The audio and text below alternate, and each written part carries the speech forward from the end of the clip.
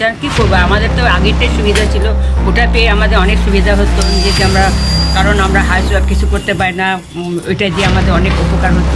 12 পাতার ফর্ম, আধার থেকে ব্যাংক, আয় থেকে বাড়ি, সব তথ্য একসাথে জমা দিতে হবে। অন্নপূর্ণা যোজনার ফর্ম প্রকাশ হতেই শুরু হয়েছে তীব্র চর্চা। কেউ বলছেন এটা সাধারণ মানুষের জন্য বড় সুযোগ, আবার কেউ বলছেন এত বড় ফর্ম ফিল আপ করাই এখন সবচেয়ে বড় চ্যালেঞ্জ।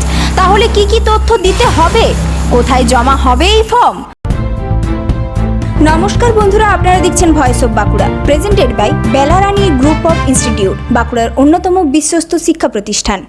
লক্ষ্মীর ভান্ডার যোজনা কর্মসূচি ততদিন চালু রাখছি যতক্ষণ না অন্নপূর্ণা যোজনার ফর্ম ফিল আপ এবং এনরোলমেন্ট কমপ্লিট হচ্ছে।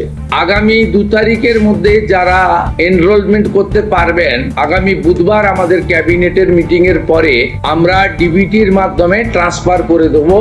সম্প্রতি মুখ্যমন্ত্রী শুভেন্দু অধিকারী আনুষ্ঠানিকভাবে প্রকাশ করেছেন অন্নপূর্ণা যোজনার 12 পাতার আবেদনপত্র। ইতিমধ্যে সেই ফর্ম ডাউনলোড শুরু হয়েছে এবং শুক্রবার থেকেই বহু মানুষ ফর্ম ফিল আপ করতে শুরু করেছেন।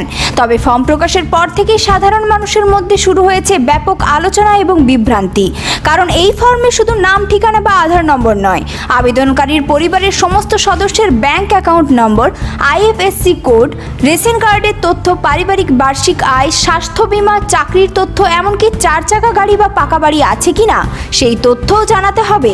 এছাড়াও ফর্মে জানতে চাওয়া হয়েছে আবেদনকারী অন্য কোনো সরকারি প্রকল্প সুবিধা পান কিনা, এমনকি নাগরিকত্ব সংশোধনী আইন সংক্রান্ত আবেদন বা ট্রাইব্যুনালে কোনো মামলা বিচারধানী আছে কিনা সেই তথ্যও দিতে হবে বলে জানা গেছে। সবচেয়ে বড় বিষয়, এই আবেদন যাচাই করবে রাজ্য সরকারের অনুমোদিত প্রশাসনিক আধিকারিকরা। বিডিও অফিস এবং পুরসভার আধিকারিকরা আবেদনপত্র খতিয়ে দেখবেন। পাশাপাশি রাজ্য জুড়ে চলবে 30 দিনের ডোর টু ডোর ভেরিফিকেশন প্রক্রিয়া।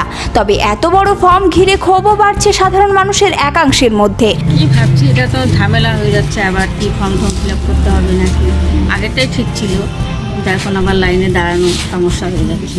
অনেকের অভিযোগ, সাধারণ মানুষের পক্ষে এত তথ্য একসাথে জোগাড় করা এবং পুরো ফর্ম সঠিকভাবে পূরণ করা যথেষ্ট কঠিন। যদিও প্রশাসনের পক্ষ থেকে জানানো হয়েছে কোনো সমস্যা হলে বিডিও অফিসের সঙ্গে যোগাযোগ করা যাবে। এখন দেখার, অন্নপূর্ণা যোজনার এই নতুন আবেদন প্রক্রিয়া সাধারণ মানুষের কাছে কতটা সহজ হয়, আর এই প্রকল্প নিয়ে আগামী দিনের রাজ্য রাজনীতিতে আরও কতটা চর্চা বাড়ে। এই ধরনের গুরুত্বপূর্ণ খবর সবার আগে পেতে আমাদের চ্যানেলটি সাবস্ক্রাইব করুন আর ভিডিওটি শেয়ার করতে ভুলবেন না। আপনার মতামত কমেন্টে জানান আর লাইক শেয়ার করে ভয়েস অফ বাঁকুড়ার পাশে থাকুন।